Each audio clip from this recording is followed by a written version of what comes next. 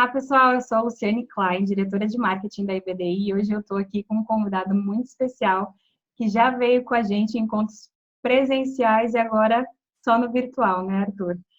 É isso aí. Arthur, eu queria que você apresentasse para a gente brevemente quem é o Arthur, a sua trajetória como CEO, e também apresentasse a JR Diesel para que as pessoas saibam um pouquinho com quem a gente vai falar hoje. Legal. Eu sou Arthur Rufino, eu sou presidente da JR Diesel.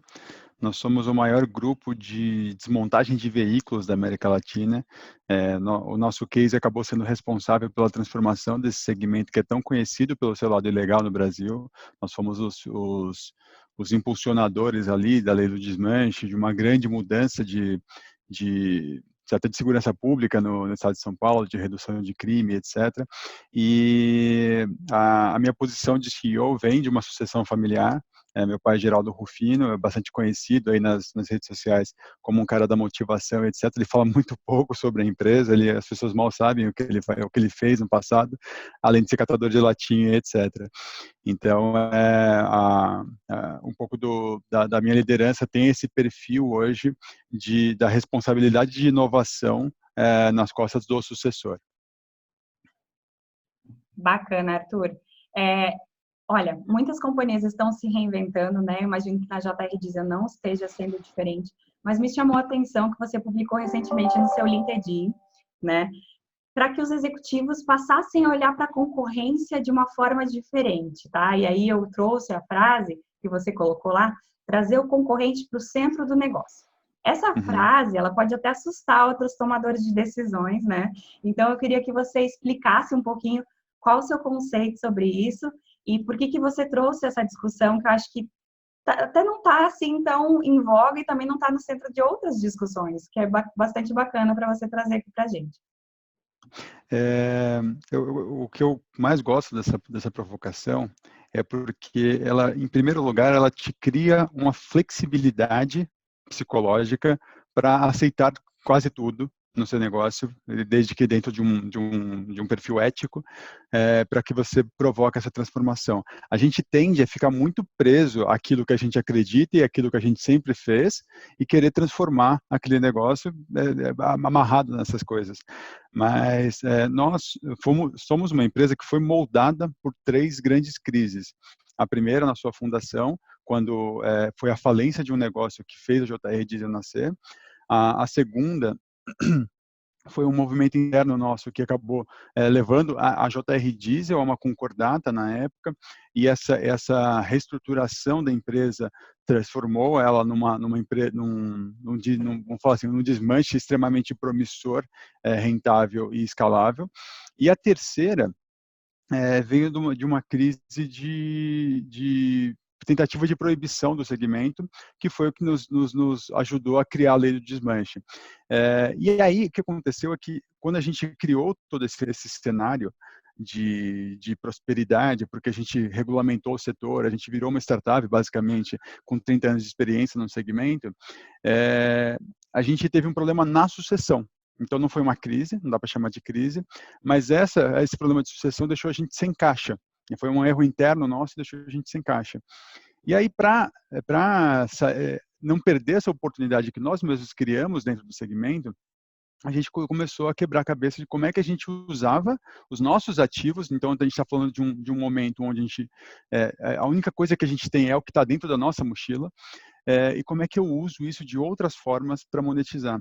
E a gente percebeu que um dos principais ativos era o nosso método. Então, era o sistema, eram os manuais, os treinamentos, todo o know-how da JR Diesel, que o nosso concorrente gostaria de ter, de alguma forma, para ter um desempenho semelhante ao nosso.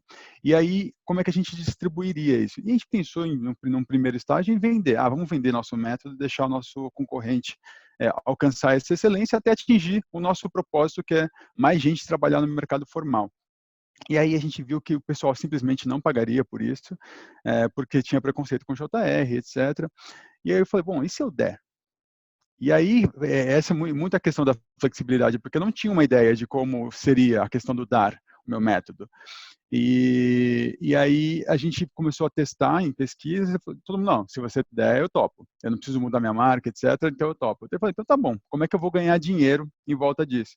E a gente viu que a gente tinha uma oportunidade enorme de se comportar como plataforma naquele momento, porque eu poderia ser o responsável por vender veículos para a base de centros de desmontagens credenciados no meu método, eu poderia formar um marketplace, porque eu tinha um expertise diferenciado para dar essa melhor vazão de peças, tanto no marketplace presencial quanto no digital, e eu tinha a capacidade de ajudar esse desmontador a transformar o seu custo de descarte de materiais em receita de recicláveis.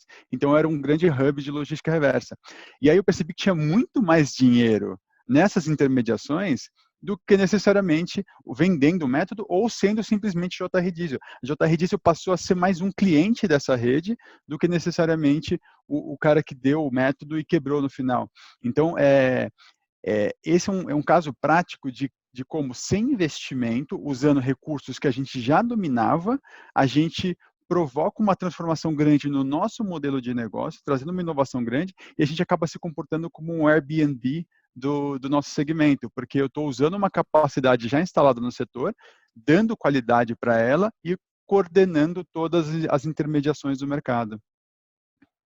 Uau, eu acho que indo para essa linha, né, você tocou pontos bem sensíveis, como sem investimento, achei mais dinheiro que eu não estava procurando, acho que indo para essa linha até que você consegue convencer algumas pessoas a, de repente, ceder um pouco para trazer o concorrente para o centro. Muito legal. Outro contexto genial que você trouxe, né, inclusive é pauta para muitas discussões, eu particularmente, te comentei anteriormente que a aceleração digital, para mim, acho que está muito sendo confundido, né? Mas a gente não está aqui para falar de mim. Eu achei sensacional o que você disse sobre um negócio ultrapassado, que aplicar tecnologia ou inovação vai apenas virar um negócio ultrapassado digital. O que é que você quis dizer com isso, né? As pessoas, você até comentou assim, deem um passo atrás, né? Revejam conceitos básicos antes de sair acelerando tudo. Olha, eu não podia concordar mais com você. O que é que você quis dizer com essa frase, Arthur? O que você deixa de mensagem para as pessoas? Vamos usar um exemplo básico aqui. Se a gente tivesse digitalizado a Blockbuster teria quebrado do mesmo jeito, porque ela simplesmente digitalizaria a entrega de filmes na sua casa. Então, o que precisou ali, e inclusive o Netflix nasce assim, né? Ele nasce alugando filme e ele percebe que a questão não era ser digital, era mudar o modelo de negócio. Então, a provocação, ela vem no sentido de que, antes de sair correndo para você gastar uma montanha de dinheiro em tecnologia, tem que ver o que você está modernizando, quais são esses processos que vão receber essa tecnologia. Porque provavelmente, não importa se a empresa tem 5, 10 ou 80 anos, você vem arrastando uma série de processos que são bons dentro do seu contexto, no contexto não digital, alguns não tão bons, mas nesse novo universo, não necessariamente eles serão eficientes ou os melhores para essa questão. Então, assim como a gente brincou de redesenhar nosso modelo de negócio, criar esse desmanche criativo desse modelo para que a gente percebesse melhor o valor das partes, você tem que fazer isso e assim, vamos dar outro passo para trás. Você não precisa ressignificar todo o seu modelo de negócio. Você pode brincar num processo. Então, vamos brincar no processo comercial, vamos atacar um processo de contratação, vamos rever toda a nossa cadeia de supply chain, como é que a gente muda nosso tipo de relacionamento com eles, porque no final do dia, vamos rever a cadeia de supply chain. Não, coloca aqui um autoatendimento. Não mudou nada, você colocou tecnologia num processo que já estava funcionando de alguma forma. Não, agora a gente vai repensar como é que a gente se relaciona com a nossa cadeia de supply chain e como é que a gente, uma vez redesenhada, se faz sentido digitalizar. Não, faz sentido porque redesenhada, ela cabe em algo mais escalável, que eu consigo ter mais contato com, às vezes, menores fornecedores nesse momento, que para mim é mais interessante e ainda ajuda na situação atual. Então, essa provocação é de que não empurre um super processo grande, pesado para dentro da digitalização, porque ele vai ser grande, pesado e digital no final. A gente e muitas vezes, até voltando para da primeira pergunta, você tem essa oportunidade de perceber que você nem precisava de investimento nem de digitalização. Você só precisava de colocar essa leveza nesse processo ou no seu modelo como um todo.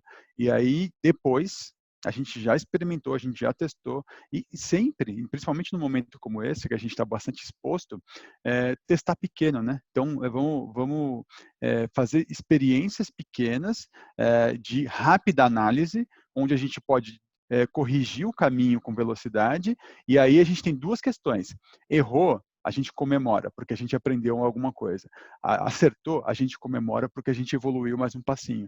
Porque senão fica aquela coisa martirizante de que, tipo, eu tô errando, e você não evolui porque você não está absorvendo aquilo como aprendizado.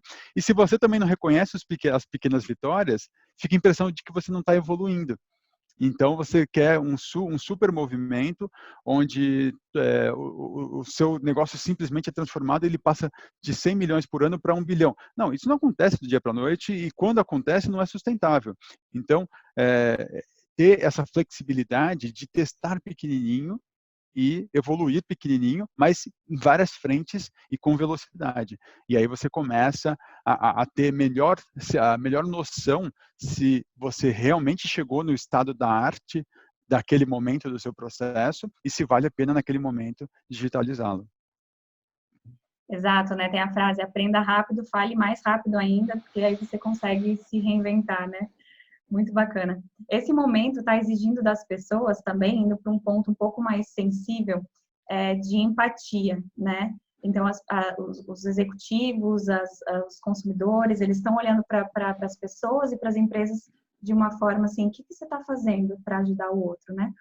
E aí eu vi recentemente uma matéria sua, Arthur, que fala sobre uma mentoria que você está fazendo. E eu queria que você trouxesse para a gente a quem se aplica essa mentoria, de onde que surgiu a ideia, o que que é, como é que funciona. Conta para a gente um pouquinho. Voltando novamente aqui, né, a gente tem um case muito interessante porque nós fomos formados pelas crises, né? As crises geraram muitas oportunidades para a gente, transformaram positivamente nosso negócio. E quando começou essa grande crise, eu percebia que quando as pessoas conversavam comigo ou com meu pai, elas tinham até uma reação meio agressiva de que, cara, como assim você tá bem? Você está vendo de forma positiva? Eu falei, vamos separar as coisas. Uma coisa é a ciência de que temos um problema grave de saúde, um problema seríssimo na economia, e isso vai causar danos de saúde, muitas empresas, infelizmente, vão quebrar, e esse é um fato que eu posso fazer muito pouco para mudar, além de ficar em casa e tomar meus cuidados. Do outro lado, isso gera uma sequência de mudanças no mercado que criam oportunidades. No final do dia, ninguém bota fogo em dinheiro. Esse dinheiro ou ele está parado, ou ele está circulando em outro lugar nesse momento.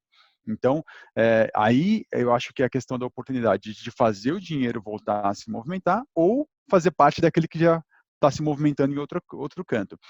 E aí eu percebi que se eu conseguisse ampliar a minha capacidade de me comunicar com o maior número de empreendedores possível, eu conseguiria ampliar também o efeito positivo, que apesar de pequeno, ele existe, dessa crise.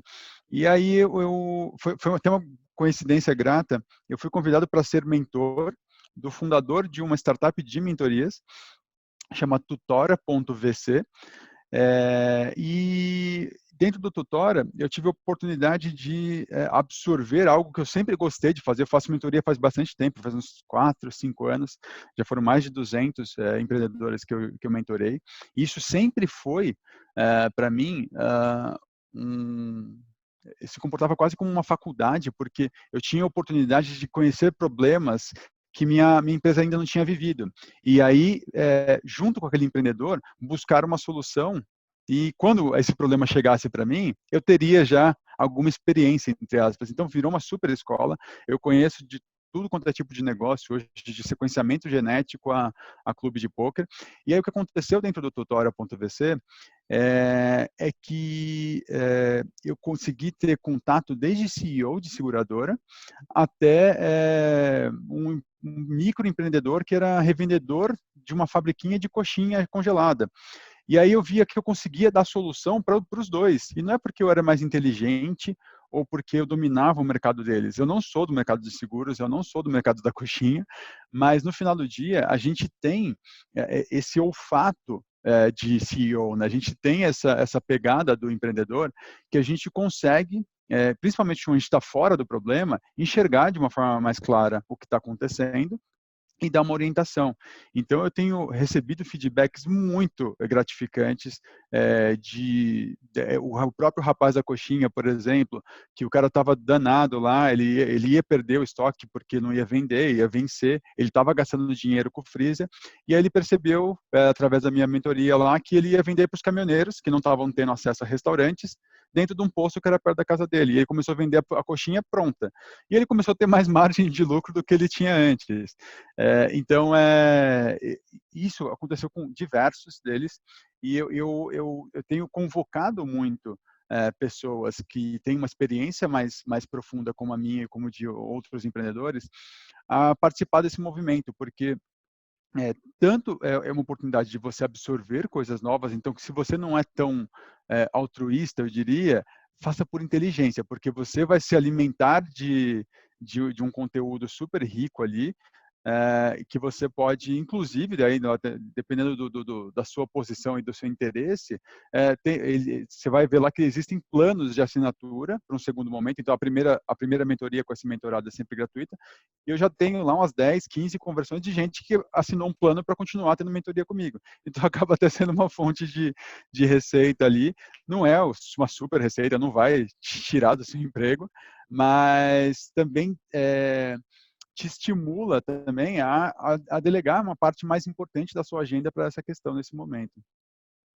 Legal, eu vou pedir até para você depois, se você puder, deixar o seu contato aí para quem quiser, né? Os empresários que estiverem nos assistindo ou os executivos que queiram participar dessa mentoria que você está convocando, né? Que eu imagino que também a agenda é pequena e você esteja precisando de mais gente para te ajudar. Aí você pode deixar para a gente o seu contato que a gente põe aqui depois no vídeo. Tá bom.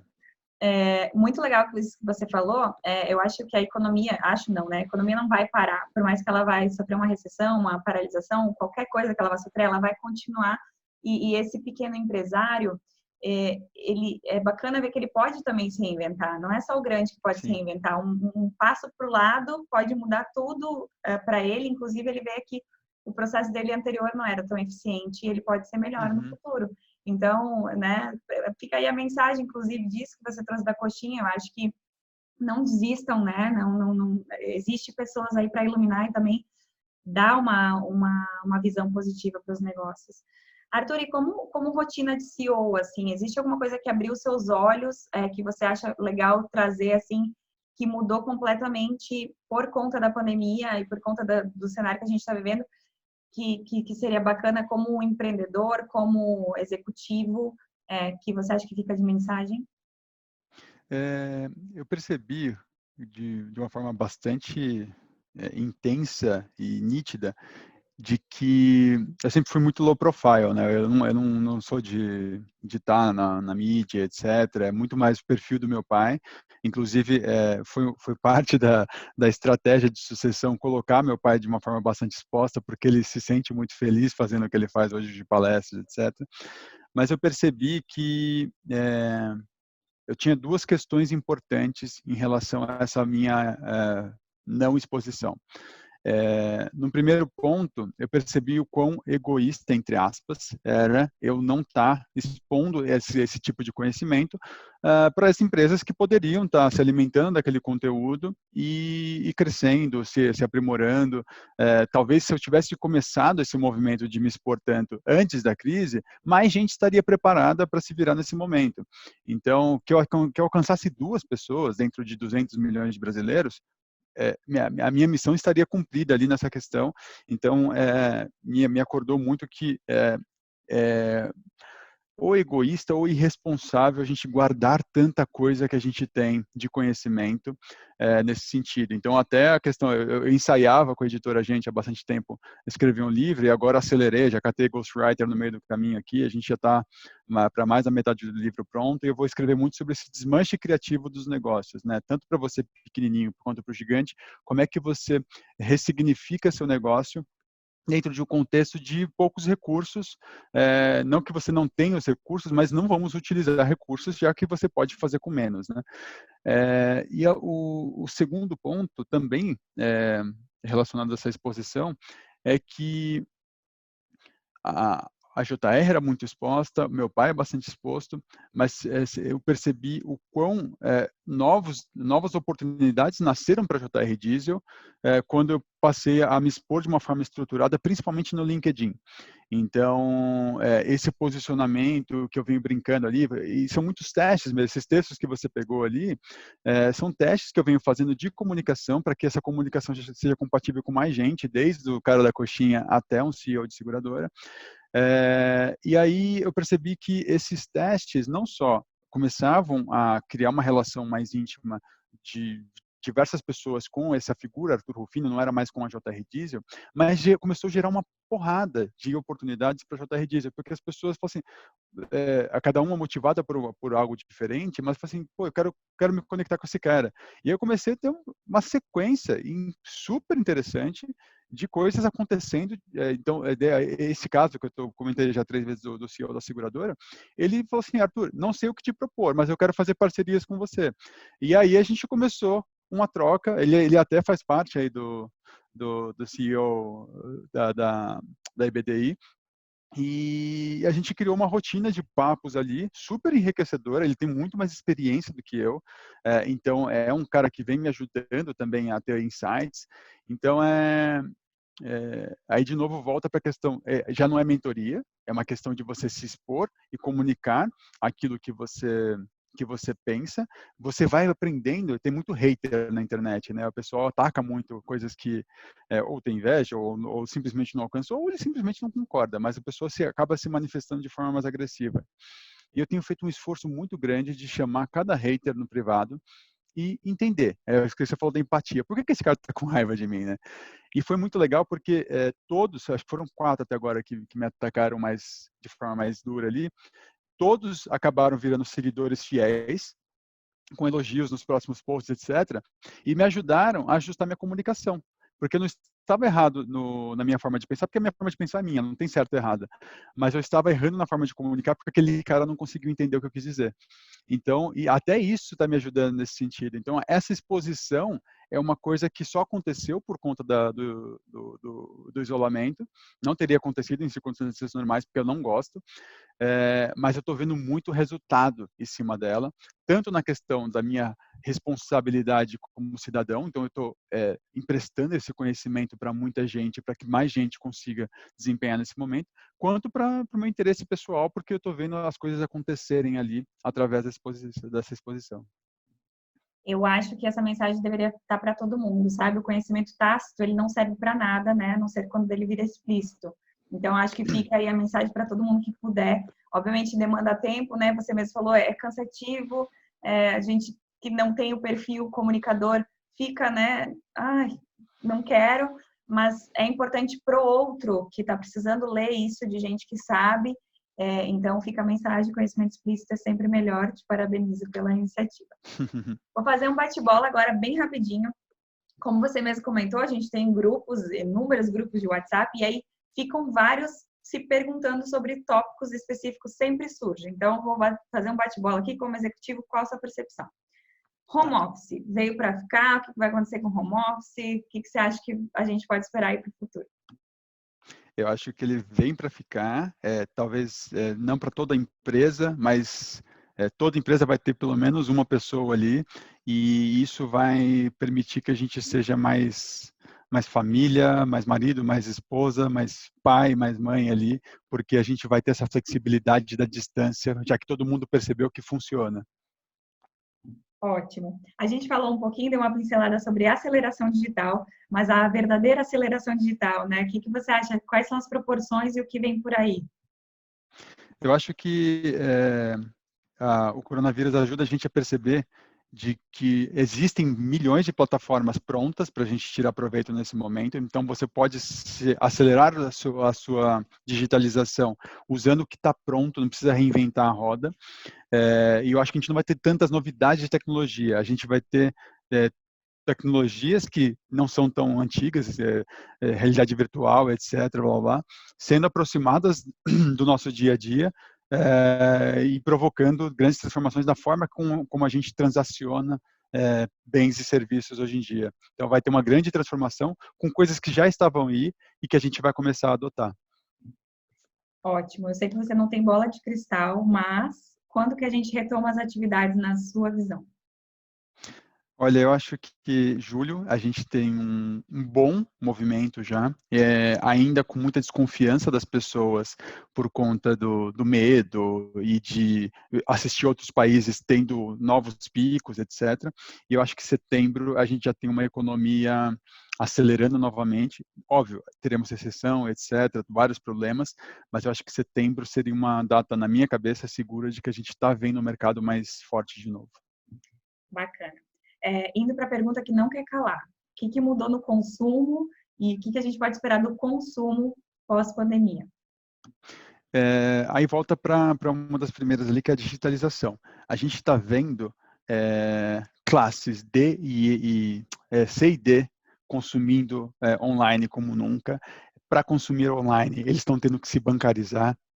A gente está vendo conceitos como delivery muito forte nesse momento. Então, muito restaurante vai estar se perguntando: eu preciso ter mesas? Eu posso ser um dark kitchen aqui e oferecer uma experiência gigantesca na casa da pessoa?